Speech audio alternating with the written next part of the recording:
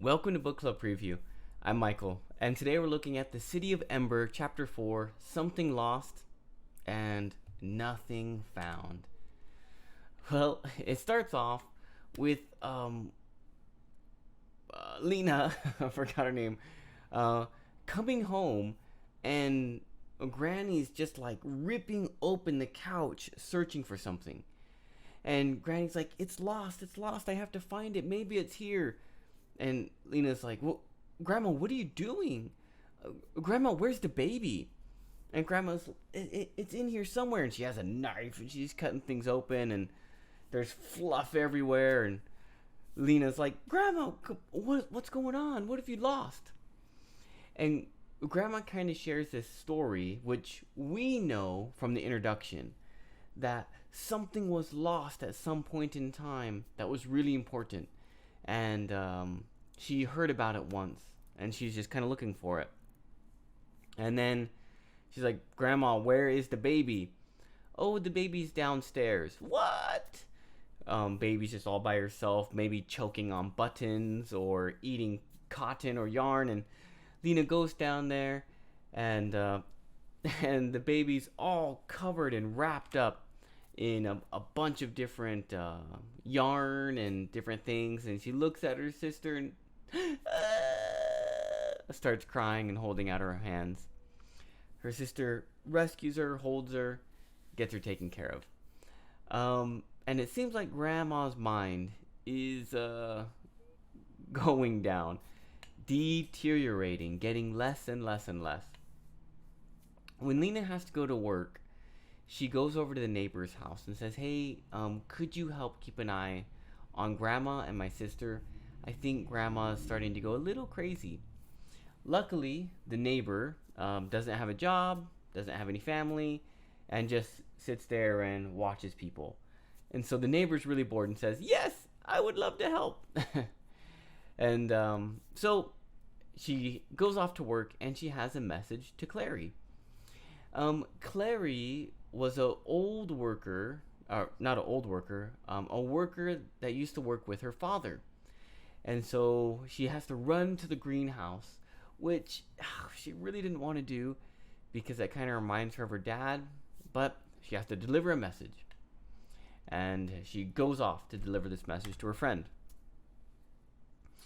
Let me come back here a little bit, because they talk for a little bit. When Lena was younger, she used to come here with her father and just work with Clary and just kind of help out around the greenhouse.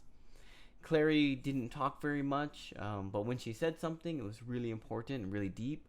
She was kind of a big, kind of strong woman.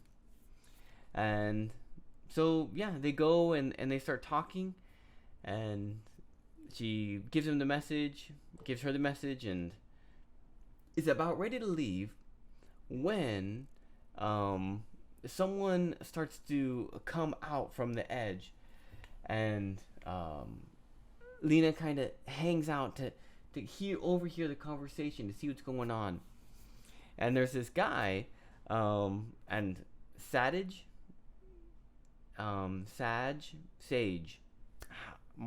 Merrill, I'm not sure. That could be a silent D, and it could be Sage.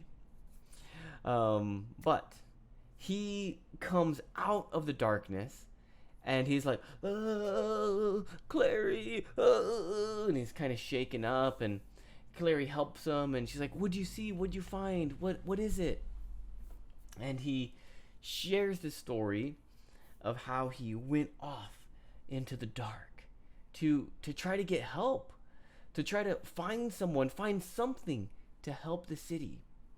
And he just took step by step by step by step, but he kept going and turning back and seeing the City of Ember, and then turning back into the darkness and going and falling.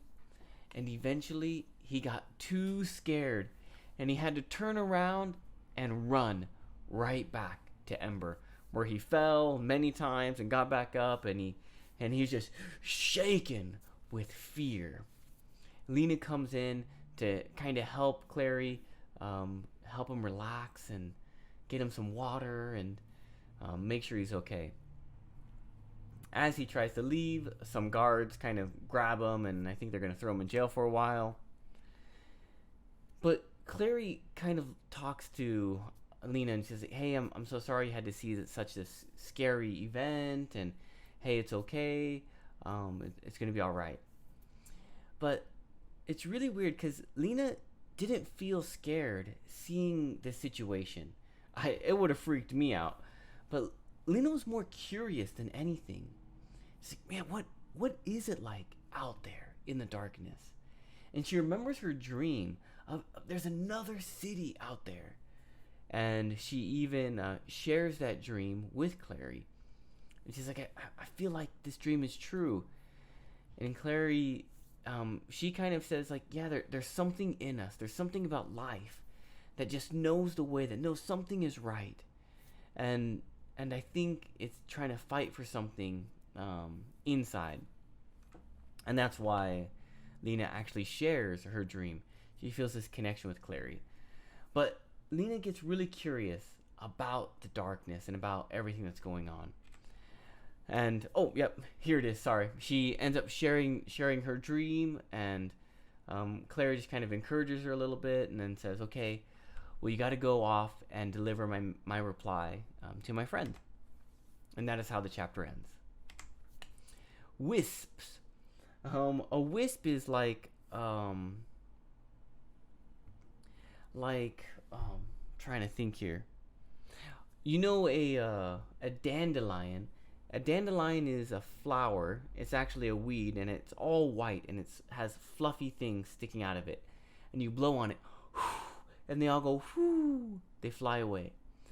These little pieces, we call those wisps. It's just like a fluff floating in the air. It could be from other plants. It can be from fibers. It can be from many different things. But it's a light thing kind of floating in the air. Howl is kind of a sound like a dog or a wolf. You know, something like that. Soothing, calming down. I think maybe the sister started howling. And then Lena had to soothe her. Hey, it's okay. It's okay. Sighed. Okay, that kind of letting all your breath out because you feel tired or stressed. Brisk is kind of strong and quick.